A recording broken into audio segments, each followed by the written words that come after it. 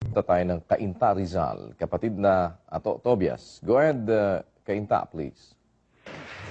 Salamat po sa Diyos sa pagkakataong ipinagkaloob po sa atin. At mula naman po dito sa Cainta, Rizal, ang ating pong magtatanong kay kapatid Nelly ay si kapatid na Jess Abuda, isa pong Katoliko. Sige po kapatid, pwede na po kayo magtanong kay kapatid Nelly.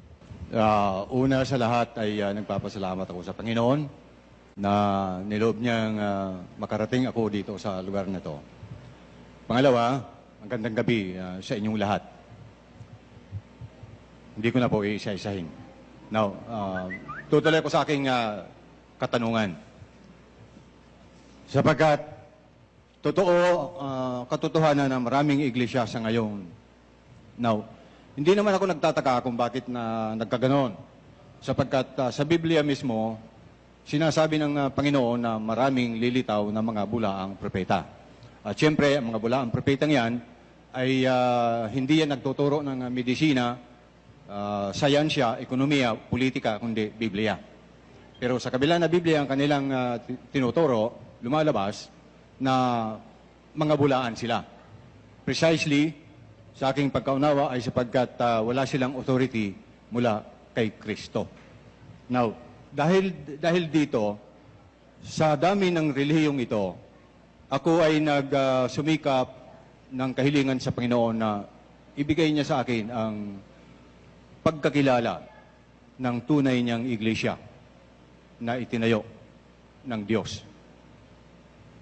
So, sa akin namang sarili, nagpapasalamat ako sa Panginoon sapagkat mayroon pinakita sa akin na 3 batayan ng pagkilala at pagtuklas ng tunay na iglesia.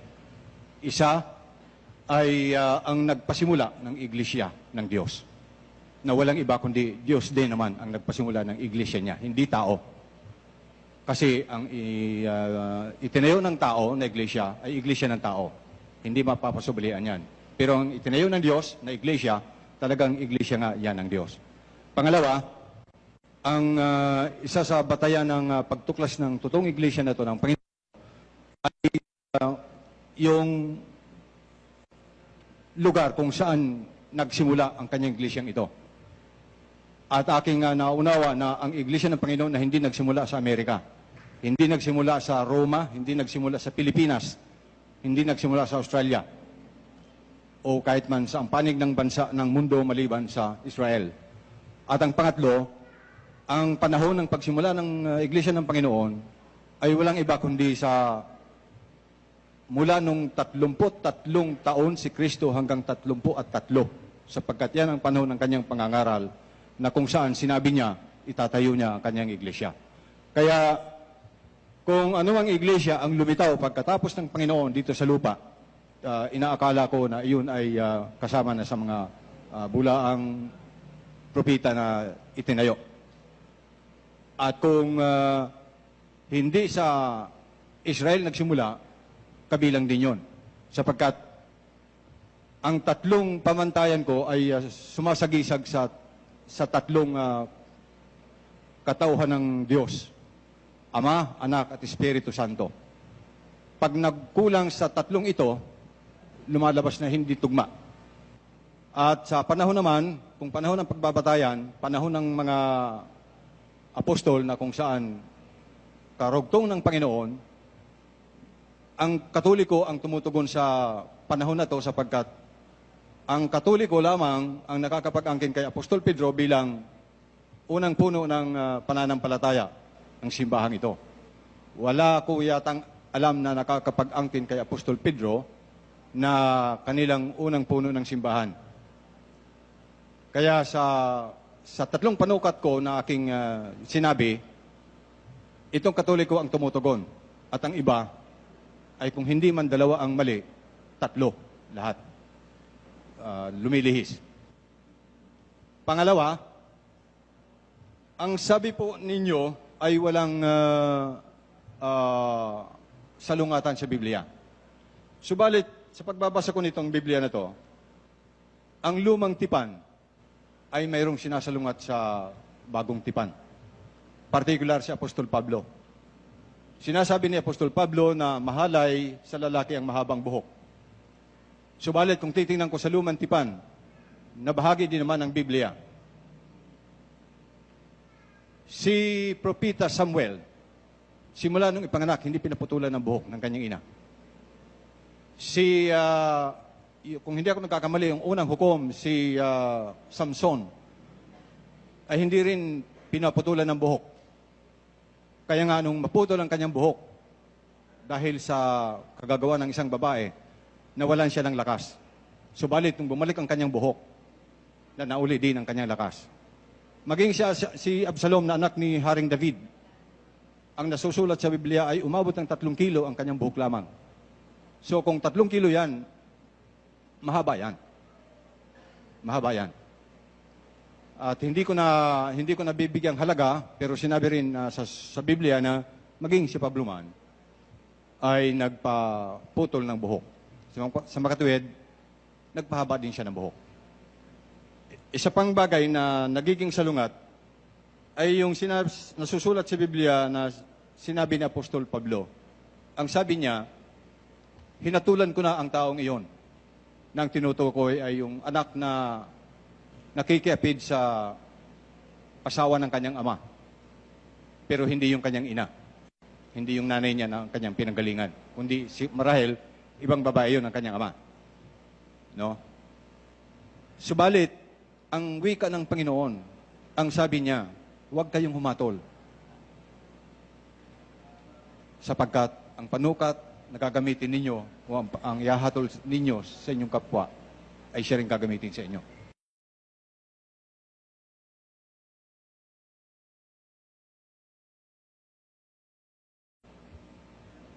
Tatanggapin pa ninyo na ang 3 kong panukat sa tunay na reliyon ay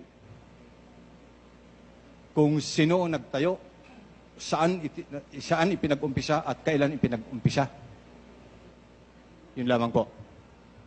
At maraming salamat. Salamat din po sa inyong pagdalo, kapatid na Jess. Unang-una, yung pong sinasabi niyong pamantayan, yan po ay isang paraan ng paghatol. Paghatol yan.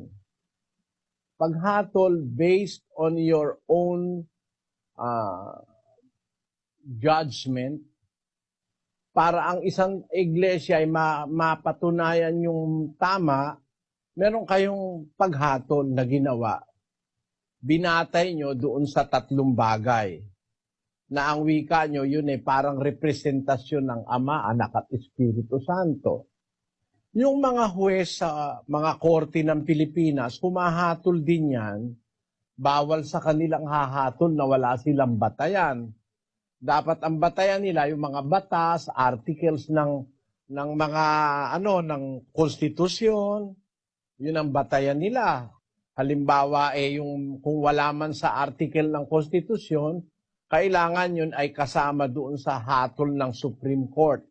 Kasi pag hatol ng Supreme Court, it becomes a fabric of the law of the land. Although it is not lettered in the Constitution, when it comes from the Supreme Court of the Philippines, it becomes a part of the law of the land. Kaya yung hatol ng mga huwes, binabatay doon sa mga batayan na yon. Payag kayo, alin ba yung bahay na ang Diyos lang ang may karapatang magtayo? 1 Timoteo 3:15.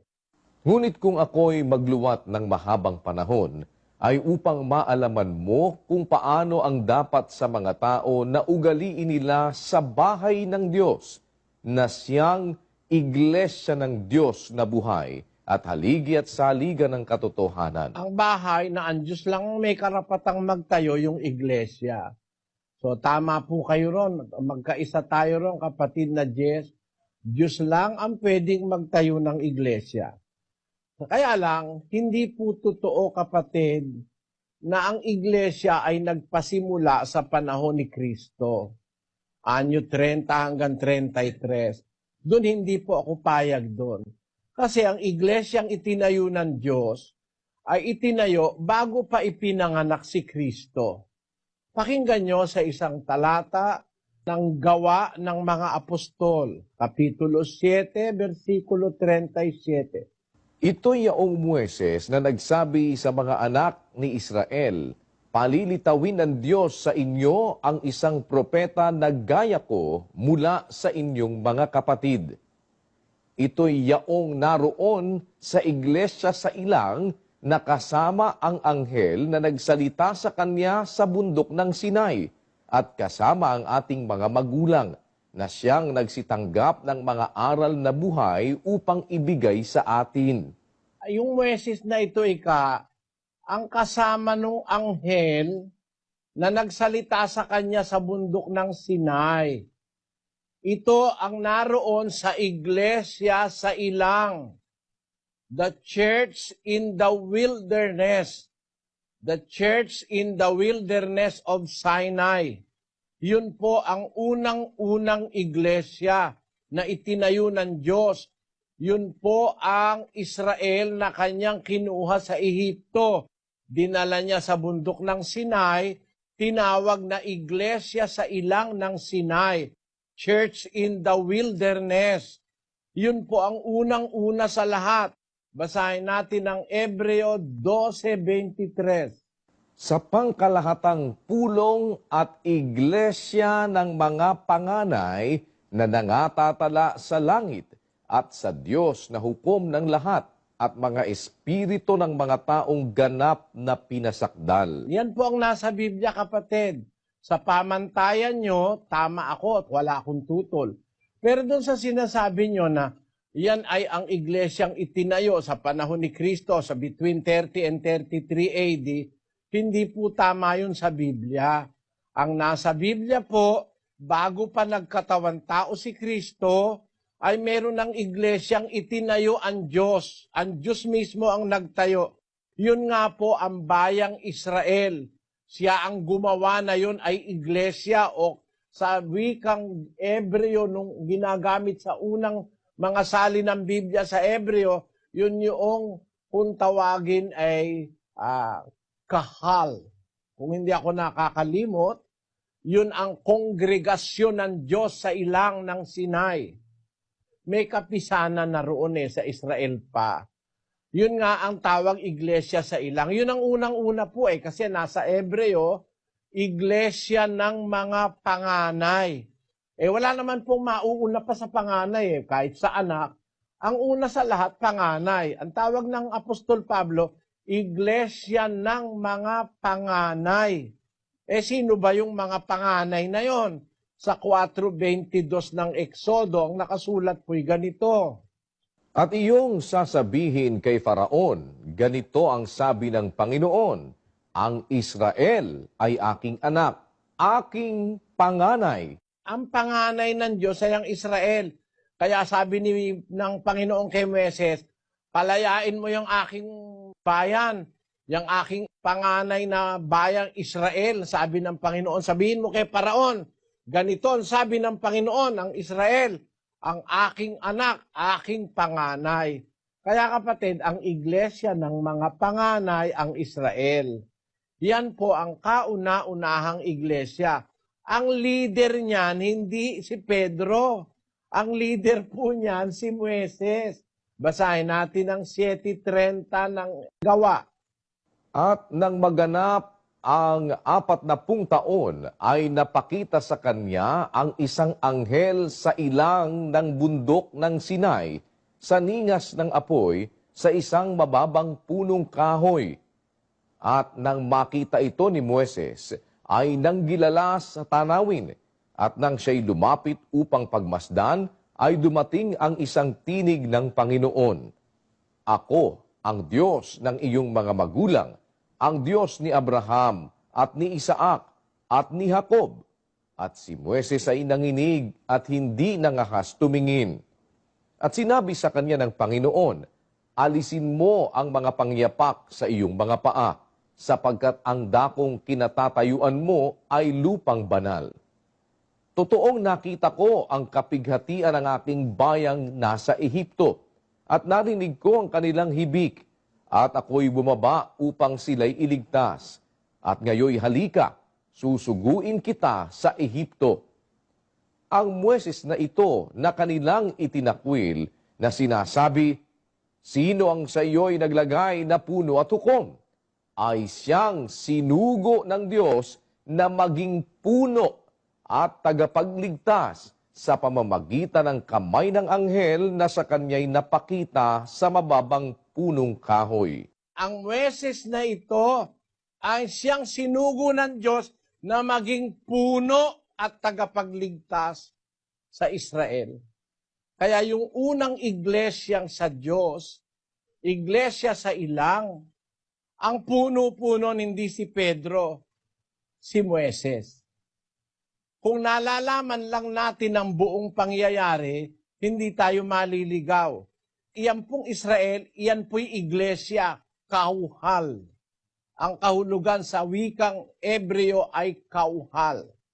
Nandun po yan sa diksyonaryo ng Ebreo ng mga terminong bibliko. 6951 of the Hebrew Dictionary of Biblical Terms, kauhal is an assemblage, as an assembly, a congregation, a company, which is the equivalent of assembly in the New Testament na kung isalin ay iglesia. Kaya sa Israel pa lang, panahon pa ni Moises, hindi pa nagkakatawan tao si Kristo, may iglesia na po. Ang Diyos ang nagtayo nun. Kaya ang sabi ni David, panahon pa ng Israel, malibang itayo ng Diyos ang bahay, walang kabuluhang nagsisigawa ang nagtatayo ng mga yaon. Kaya talagang ang Diyos ang dapat na magtayo at ang kauna-unahang itinayo ng Diyos ay ang Israel bilang iglesia sa ilang o iglesia ng mga panganay. Kaya lang nang mamatay po si Moises at ang mga tapat na taga-akay ng Israel, pinagsamantalahan ito ng mga pastor. Ano ang nangyari sa Israel? Basahin natin ang Ezekiel.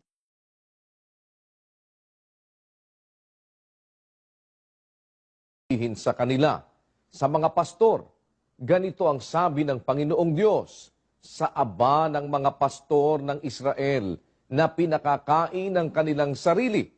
Hindi baga dapat pakanin ng mga pastor ang mga tupa? Kayo'y nagsisikain ng gatas at kayo'y nangananamit sa inyo ng lana. Inyong pinapatay ang mga pinataba, ngunit hindi ninyo pinakakain ang mga tupa.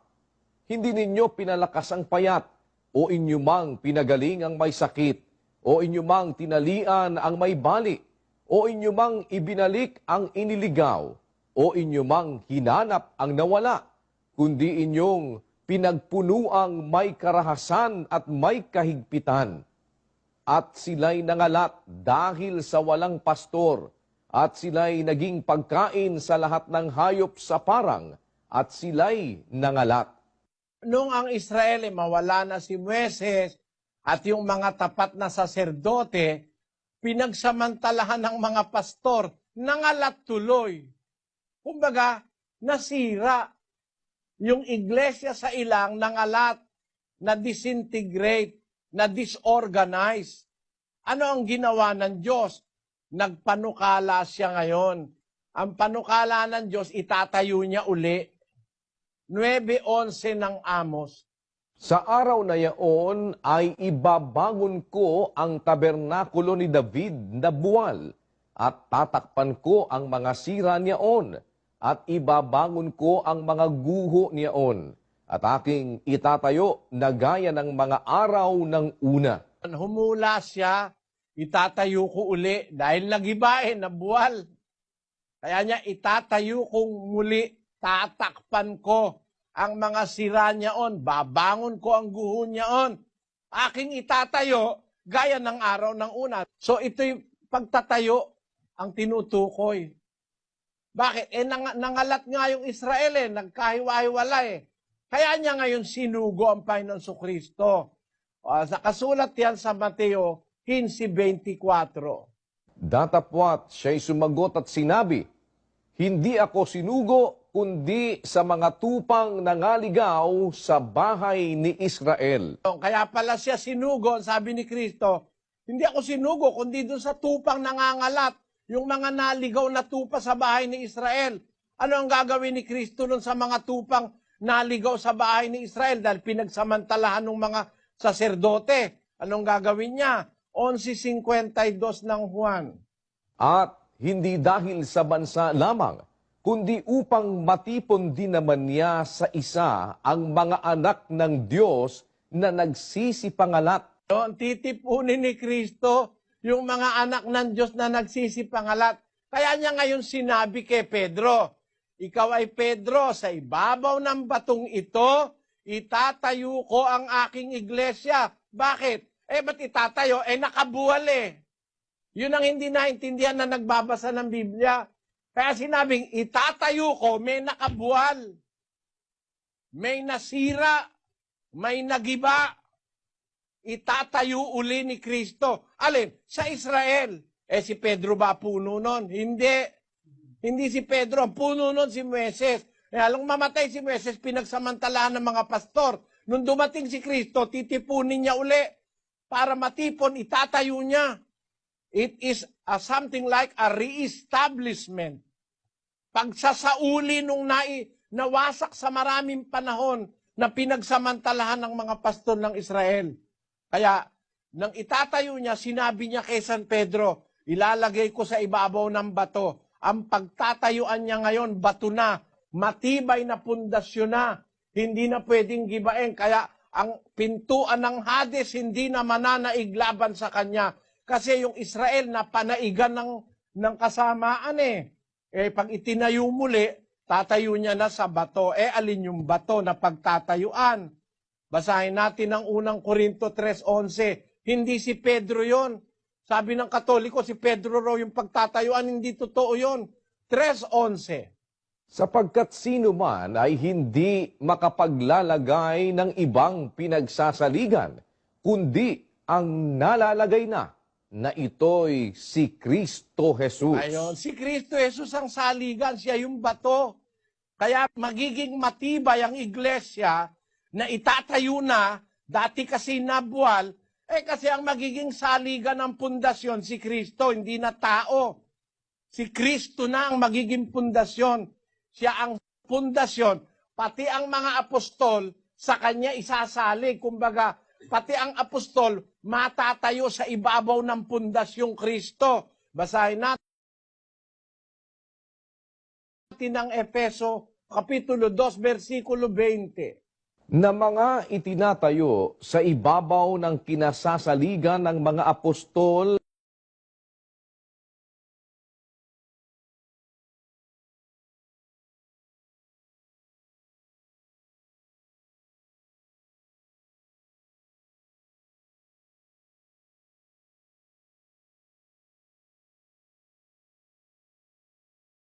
Sabihin ngayon, si Pedro ay kaambato. Paano mangyayari yun na si Pedro ang bato? Mismo siya, nakasalalay siya kay Kristo. Si Kristo ang pangulong bato sa panulok, sabi ni San Pablo, itinayo sa ibabaw ng kinasasaligan ng mga apostol at ng mga propeta, si Kristo Jesus din ang pangulong bato sa panulok na sa kanya ang buong gusali na kalapat na mabuti ay lumalago upang maging isang templong banal sa Panginoon. Yan ang iglesyang totoo. Yung natayo sa ibabaw ni Kristo. Hindi natayo sa ibabaw ni Pedro. Kasi pati si Pedro, doon din nakatayo sa ibabaw ng Kristo. Yun ang kanyang batayan, yun ang kanyang stronghold. Doon siya nakabaon. Si Pedro, hindi si Pedro ang pagbabaunan o pundasyon. Si Kristo ang pundasyon ng tunay na iglesia sa Biblia. At ang tawag diyan, kapatid, ay iglesia ng Diyos. Yan ang binili ni Kristo ng kanyang sariling dugo. 20:28 ng gawa sa Bibliang Katoliko. Basahin mo, kapatid na Luz.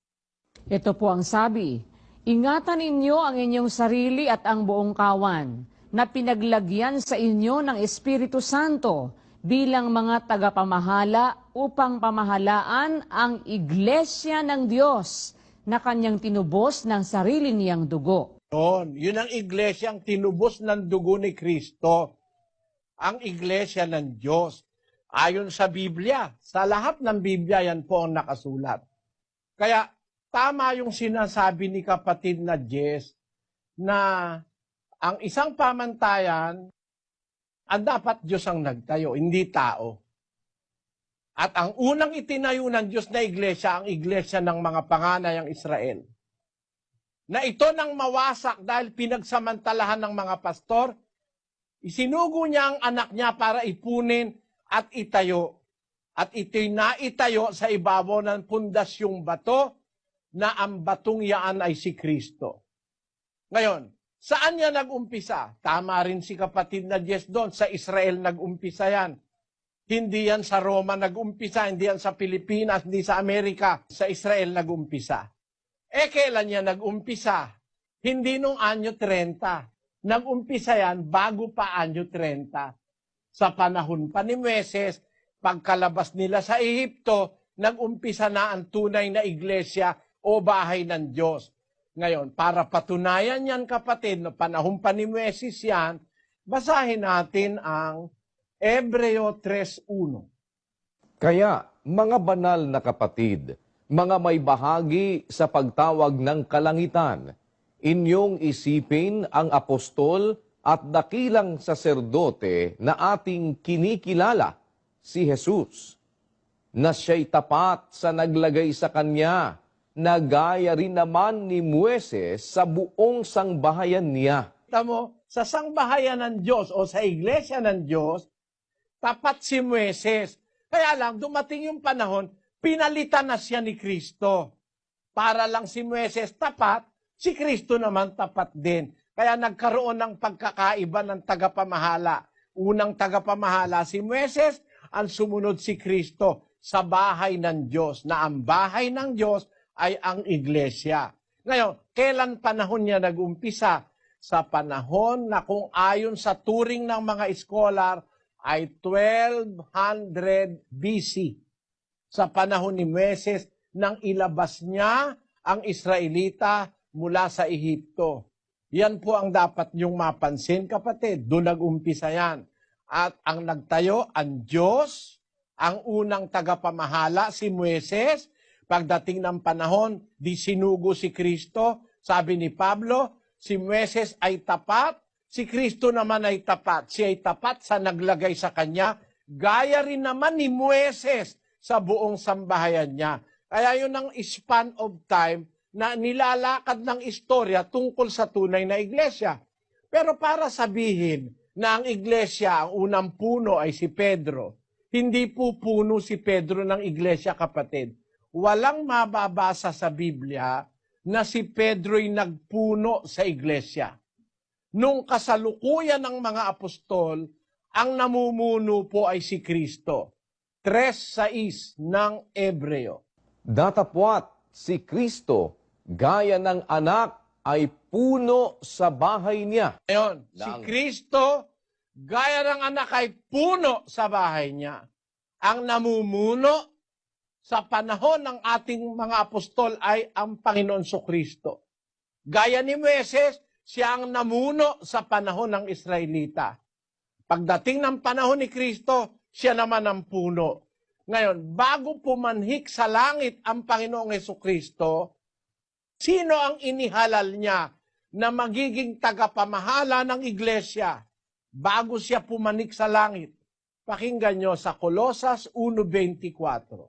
Ngayoy nagagalak ako sa aking mga hirap dahil sa inyo, at aking pinupunan sa akin ang kakulangan ng mga hirap ni Kristo sa aking laman dahil sa kanyang katawan na siyang iglesia.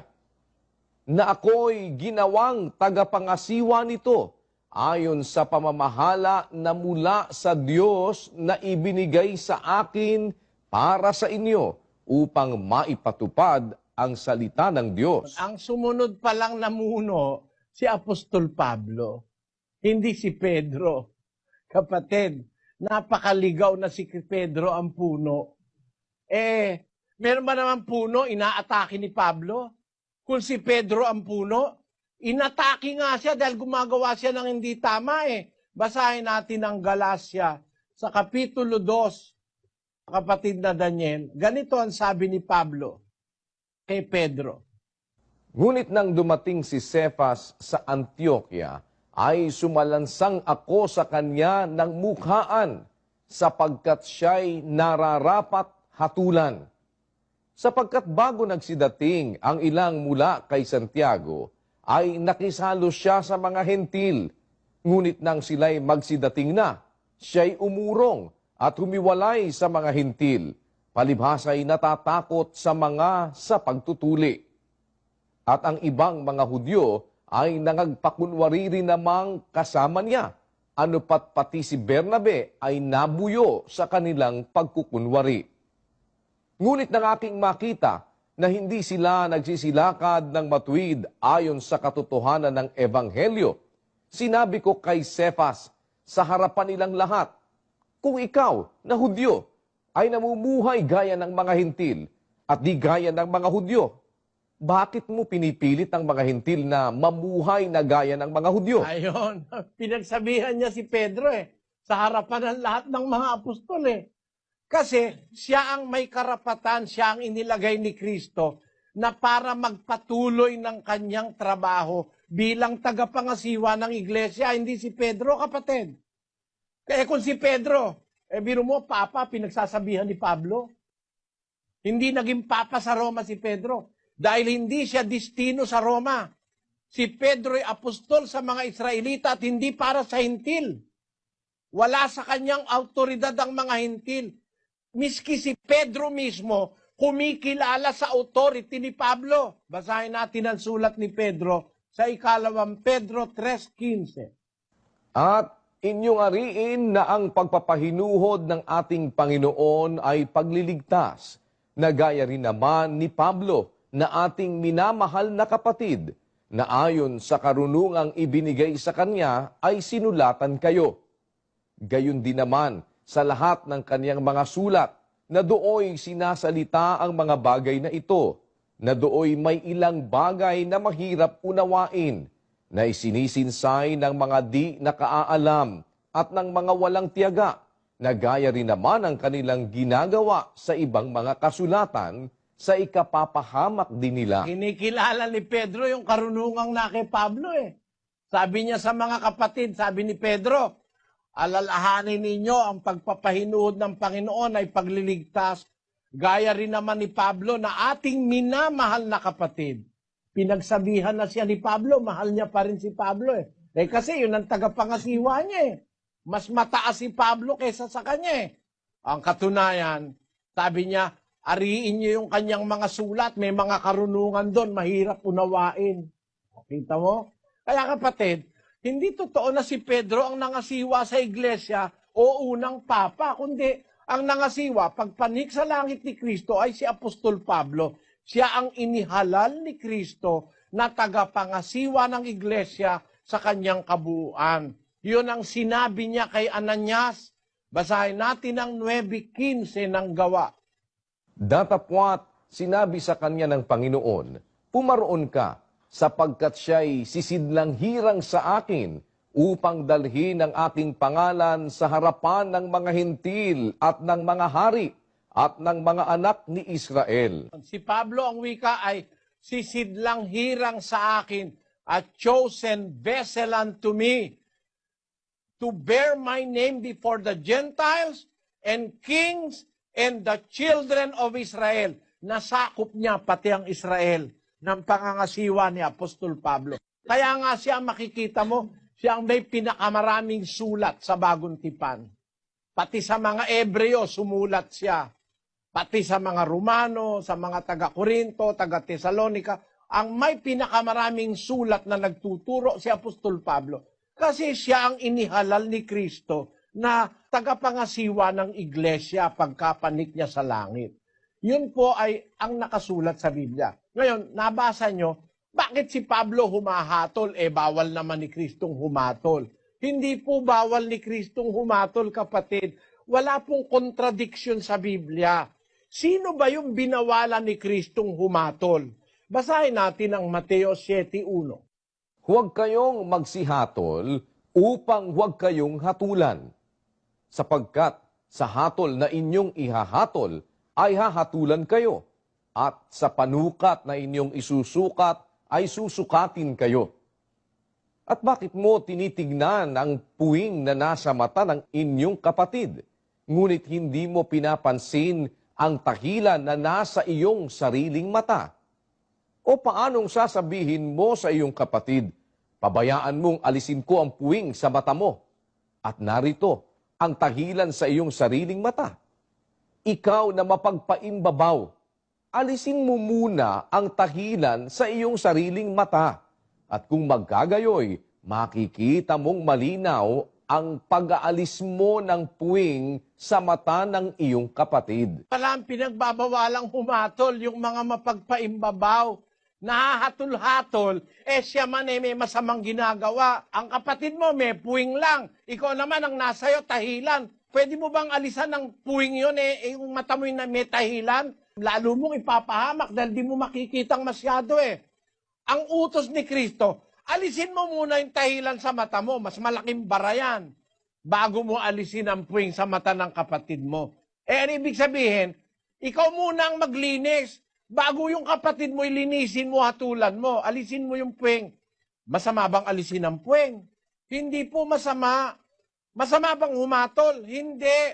Ang kailangan lang, bago ka humatol, ay ikaw muna, ituwid mo muna yung sarili mo. Yun ang ibig sabihin ni Kristo. Hindi naman totally bawal humatol. Basahin natin ang Juan 7:24.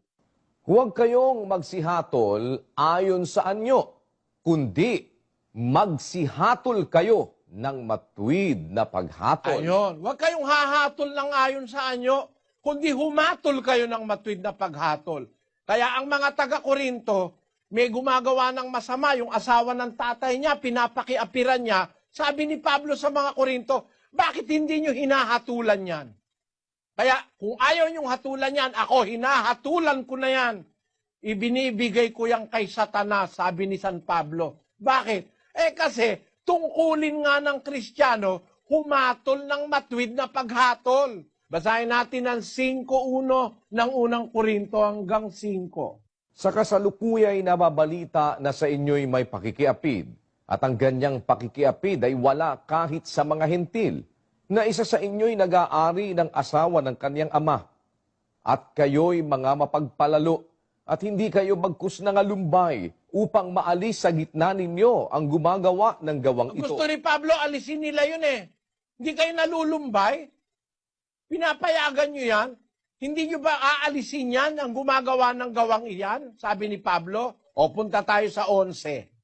Datapwat, sinusulatan ko nga kayo, na huwag kayong makisama sa kanino mang tinatawag na kapatid, kung siya'y mapakiapid, o masakim, o mananamba sa Diyos-Diyusan, o mapagtungayaw, o manglalasing, o manglulupig. Sa gayo'y huwag man lamang kayong makisalo. Sapagkat ano sa akin ang humatol sa nangasa labas? Hindi baga kayo nagsisihatol sa nangasa loob? Datapwat sa nangasa labas ay Diyos ang humahatol. Alisin nga ninyo sa inyo ang masamang tao. Yun, sa loob ng iglesia, dapat hatulan mo yung gumagawa ng masama. Alisin nyo yun sa inyo. Sa labas, ang Diyos ang hahatol doon. Yun ang tama, kapatid. Yung tagalabas ng iglesia, kung nasa loob ka, huwag mong hahatulan yon. Pero yung nasa loob na gumagawa ng mali, hatulan mo yon, alisin nyo yan. Alisin niya mga mapakiapid, mananamba sa Diyos-Diyusan, manlalasing, mga mapagtungayaw, mga manlulupig. Huwag kayong makikisalo dyan. Alisin nyo sa inyo ang masamang tao, hatulan nyo yan. Pero sa labas, huwag kayong hahatol. Kung nasa tunay kang iglesia, pag may gumagawa ng mali, humatol kayo ng matuwid na paghatol, sabi ni Kristo. Ano ang hatol? 3 Gs ng Tito. Ang taong may maling pananampalataya, pagkatapos ng una at ikalawang pagsaway, ay itakwil mo. Ayan, pinahahatulan Pagka mali ang gawain, pagkatapos mong sawayin ng una, tapos ikalawa, inulit na naman na ikatlo, itakwil mo. Ibig sabihin, itiwalag. Yun ang paghatol sa loob ng iglesia. Pero yung nasa labas, wala tayong karapatang hatulan yon. Bahala ang Diyos doon. Kung gusto niyang iligtas yung Katoliko, yung Protestante, nasa labas ng iglesia, baka nakikita ng Diyos, may matuwid naman tao ron. Baka nakikita ng Diyos, meron namang mabuting Budista, no? Hindi, naloloko lang, wala lang alam. O baka meron tao, hindi niya alam ang aral, kaya siya nagkakamali. Ang Diyos na ang bahalang humatol doon. Pero sa iglesia, ang utos ni Kristo, humatol kayo ng matuwid na paghatol. Alisin niyo sa inyo ang masamang tao. Pagkatapos ng una, ikalawang pagsaway, itakwil mo. Yan po ang aral sa Biblia. Kaya wala pong salungatan, kapatid. Ang pinagbawalang humatol, yung mapagpaimbabaw, hahatol-hatol, siya rin pala'y dapat hatulan. Tinitingnan niya yung puwing ng kanyang kapwa, siya naman may malaking kulaba sa mata. Dapat, alisin mo muna. Pagkatapos, makakahatol ka na. Magturo ka sa iba, pagkatapos mong turuan ng iyong sarili. 2:21 ng Roma. Ikaw nga na nagtuturo sa iba, hindi mo tinuturuan ang iyong sarili? Ikaw na nangangaral sa tao na huwag magnanakaw ay nagnanakaw ka? Ikaw na nagsasabing ang tao ay huwag mangalunya ay nangangalunya ka? Ikaw na nasusuklam sa mga Diyos-Diyusan ay nanakawan mo ang mga templo? Ikaw na nagmamapuri sa kautusan, sa iyong pagsuway sa kautusan ay niwawalan mo ng puri ang Diyos. Yun ang masama. Tuturo-turo ka sa iba, hahatol-hatol ka, ikaw man pala'y mangangalon niya ka rin. Yun ang masama. Pagpapaimbabaw yun, ipokrisya yun, na hahatol-hatol ka, ikaw pala'y may babae ka rin. Ang sabi ni Kristo, alisin mo muna yung puwing sa mata mo para makita mong malinaw yung pag-aalis mo ng puwing ng kapatid mo, alisin mo muna yung tahilang nasa mata mo. Ibig sabihin, bago tayo makahatol, sumunod muna tayo para makahatol tayo ng matuwid na paghatol. Kaya sa Biblia, kapatid, wala pong kontradiksyon dyan. Basahin natin ang 8:8-9 ng Kawikaan. Lahat ng mga salita ng aking bibig ay sa katwiran, walang bagay na liko o suwail sa kanila. Pawang malilinaw sa kanya na nakakaunawa at matuwid sa kanila na nakakasumpong ng kaalaman. Ay mapakaliwanag po ng garantiya ng Diyos, kapatid. Lahat ng salita ng aking bibig sa katwiran, walang bagay na liko o suwail sa kanila. Pawang malilinaw sa kanya na nakakaunawa at matuwid sa kanila na nakakasumpong ng kaalaman. Ang kontradiksyon yung iniisip ng tao na nasa isip niya. Pero kung ibabatay mo ng buong buo sa Biblia, ang sinasabi ng Biblia, wala pong kontradiksyon. Gaya halimbawa, bakit si Pablo ay nagpaputol ng buhok? Actually, hindi nga lang siya nagpaputol, nagkalbos siya. Bakit sinabi ni Pablo, mahalay sa lalaking mahaba ang buhok? Sa panahon ni Samson, sa panahon ni nung mga Nazareo, ay hindi sila nagpuputol ng buhok. Kontradiksyon ba yon, kapatid? Wala pong kontradiksyon doon. Bakit? Hindi po lahat ng Israelita mahaba ang buhok. Kaya nga ang nabasa nyo, iilan lang Si Samson, si Absalom, at kung sino-sino pa. Pero hindi lahat sila mahaba ang buhok. Bakit? Kasi meron pong batas sa Israel. Basahin natin sa aklat ng Bilang. Ganito po ang ating mababasa sa 6:2 ng Bilang. Salitain mo sa mga anak ni Israel at sabihin mo sa kanila, pagka ang sino mang lalaki o babae ay gagawa ng isang tanging panata, ng panata ng isang Nazareo upang tumalaga sa Panginoon, ay hihiwalay siya sa alak at sa matapang na inumin. Siya hindi iinom ng suka ng alak o tubang na kalalasing, ni iinom man ng anumang katas na galing sa ubas o kakain man ng sariwang ubas o pasas. Sa lahat ng araw ng kanyang pagkatalaga ay hindi siya kakain ng anumang bagay na ibinubunga ng puno ng ubas, magmula sa mga butil hanggang sa balat. Sa lahat ng araw ng kanyang pagkatalaga ay walang pang-ahit na daraan sa ibabaw ng kanyang ulo, hanggang sa matupad ang mga araw na kanyang itinalaga sa Panginoon ay magpapakabanal siya. Kanyang pababayaang humaba ang buhok ng kanyang ulo. Ayon. Pagka pala may panata, kagaya ng Nazareo, kagaya ni Samson, itinalaga siya, kaya hindi siya nagpapaputol ng buhok. Bawal kasing magpaputol ng buhok. Ang may tanging panata ng Nazareo. Pero, hindi naman lahat dapat huwag magpaputol ng buhok. Pero pagdating po ng Panginoong Hesukristo, pagdating ni Apostol Pablo, nagkaroon ng pagbabago ang kautusan, kapatid. 7:12 ng Ebreo. Sapagkat nang palitan ang pagkasaserdote, ay kinailangang palitan naman ang kautusan. Meron pong pagpapalit ng kautusan. Kung minsan yun ang hindi naintindihan na nagbabasa ng Biblia. Teka, sabi sa matandang tipan ganon. Sabi sa bagong tipan ay ganon. Magkakontra. Kasi hindi naintindihan, nagpalit ng kautusan. Sa matandang tipan, bawal kumain ng baboy. Sa bagong tipan, sabi naman ni Pablo, at saka ng Panginoong Sukristo, pwede nang kainin. Lahat ng nilalang ng Diyos mabuti, walang nararapat itakwil, kung tinatanggap na may pagpapasalamat. Yun ang sabi ni Pablo, 4:4 ng unang Timoteo.